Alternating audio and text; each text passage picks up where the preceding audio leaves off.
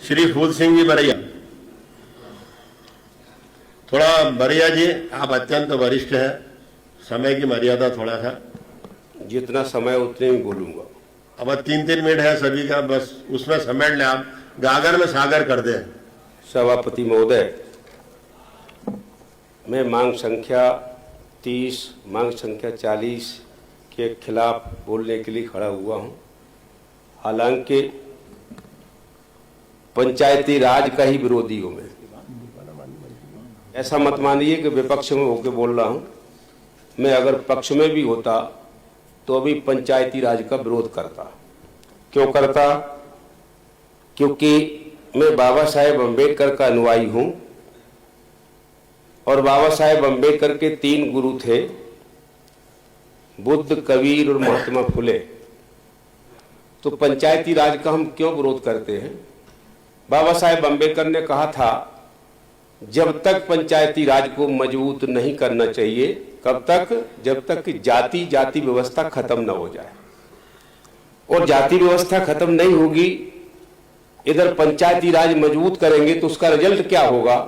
जैसे उदाहरण के लिए, मैं पंचायत मंत्री जी, निश्चित रूप से इनका अच्छा व्यवहार है, यहां से पंचायत में ये 50 करोड़ रुपए भेज दें और आज की तारीख में भी एक शक्तिशाली व्यक्ति के सामने से एक कमजोर व्यक्ति, कमजोर जाति का व्यक्ति जब जूते चप्पल पहन करके नहीं निकल सकता, उसके सामने खड़ा नहीं हो सकता, उसके सामने पूरा अपना धोती नहीं पहन सकता, तो क्या वो व्यक्ति 50 करोड़ में से उसको कुछ मिल सकता है क्या? 50 के 50 करोड़ रुपए शक्तिशाली व्यक्ति ले लेगा और शक्तिशाली व्यक्ति अगर 50 करोड़ लेता है तो शोषण और ज्यादा बढ़ेगा और जाति व्यवस्था खत्म हो जाए तो 50 करोड़ में से कमजोर को, जो कमजोर था उसको भी मिलेगा और शक्तिशाली है उसको भी मिलेगा, तो फिर भले धीरे धीरे पूरा का पूरा समान समाज हो जाएगा। उस दिन से हम पंचायती राज को मजबूत करेंगे। ये बाबा साहेब अम्बेडकर ने कहा था और मैं कहना चाहूंगा, वो आज भी हमारे गांव से लोग पलायन क्यों करते हैं? गांव में मजदूरी करने को तैयार नहीं है। क्यों नहीं है? गांव में मजदूरी नहीं है। और वो व्यक्ति दिल्ली में, अहमदाबाद में मजदूरी करने जाता है, घर में ताला लगा जाता है। आज की बात बता रहा हूं। और कई ऐसे गांव हैं जिनमें 80% घरों में ताले लगे और वो लोग मजदूरी के लिए जाते हैं।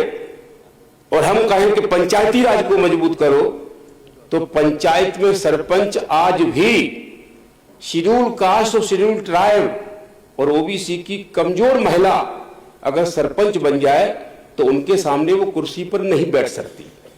जो अगर वो गलती से बैठ भी गई तो उस दिन गांव में बवाल हो जाएगा कि जी आज कुर्सी पर बैठी तो कैसे बैठी। तो इसलिए ऐसे पंचायती राज का हम विरोध करते हैं। और यही नहीं कि अगर व्यक्ति भी अगर बैठ जाए, कोई व्यक्ति भी बैठ जाए शेड्यूल कास्ट का, शेड्यूल ट्राइब का, तो मैं दावे से कह सकता हूं 50% SC ST के सरपंच भी नहीं बैठ सकते। और जब कुर्सी पर नहीं बैठ सकते हैं, बैठिए आप बैठिए, आप अपनी बात जारी रखिए बरिया जी। कोई बात नहीं, थोड़ा संक्षिप्त कर दें। डिस्टर्ब करने वाले करते रहेंगे। थोड़ा संक्षिप्त कर दें बरिया जी, शीघ्रता से। तो मेरा कहना यह है कि पंचायती राज में बंधुआ मजदूरी इसमें बन जाती। जिस गांव से आते हैं माननीय सभापति जी, गोटे गांव के पास कपूर गांव है, सरपंच था, हमने झंडा फहराया, देते हैं, झूठ बोले।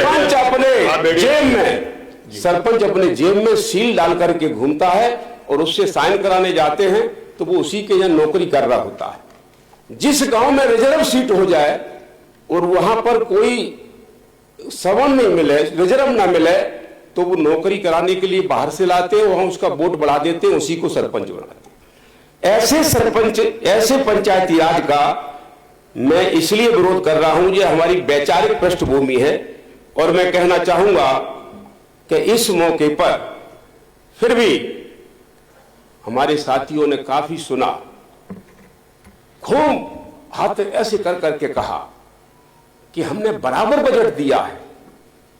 पिछले 3,65,000 करोड़ के बजट में schedule caste, schedule tribe, most, OBC और माइनॉरिटी इनके लोगों को सिर्फ 16,000 करोड़ रुपए मिला है।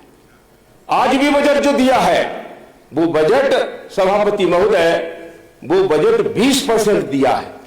आज का भी बजट है वो 20% दिया है, जब इनको बजट जो है 90% मिलना चाहिए। तो मेरा कहने का तात्पर्य है कि भाई राजा है चोरी करे तो न्याय कहां पर जाए। तो इसलिए मैं आपके सामने कहना चाहूंगा कि ये बात निश्चित है कि इस पंचायत के जो मुखिया हैं, मंत्री जी, वो इस मामले में बहुत अच्छे हैं। मैं फिर खुली बात कर रहा हूं। फिर भी मैं कहूंगा कि यहां पर इतनी परिस्थिति खराब है कि वहां पर थाने में अगर कोई रिपोर्ट लिखाने जाएगा कमजोर व्यक्ति, तो वो थानेदार पहले सरपंच के घर पर जाएगा। ये कहां का कानून है?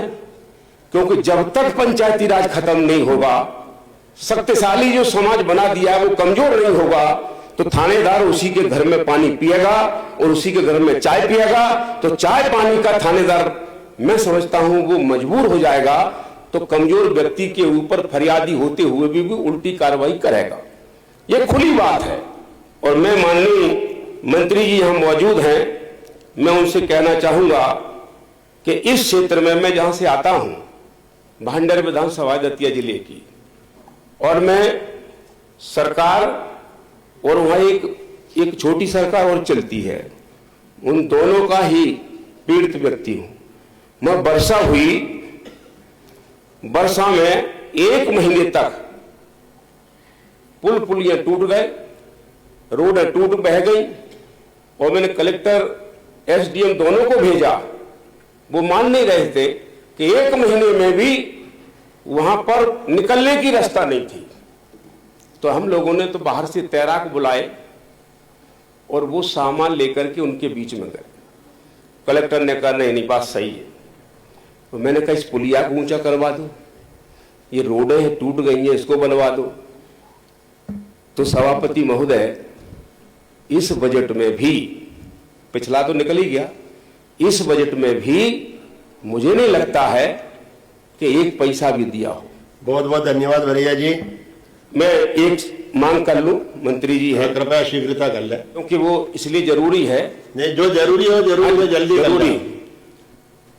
ग्राम बैसोरा से जौरी होते हुए आलमपुर तक मार्ग लंबाई 5 किलोमीटर ये बनवा दें। दूसरा, ग्राम कुरेठा से देवगुआ चमर तक मार्ग लंबाई 3 किलोमीटर। अगर बन जाएगी तो वहां कम से कम उस एरिया का 20-25 हजार आदमी का आगमन बन जाएगा। धन्यवाद। जय भीम, जय संविधान, जय भारत। बहुत बहुत धन्यवाद आपको।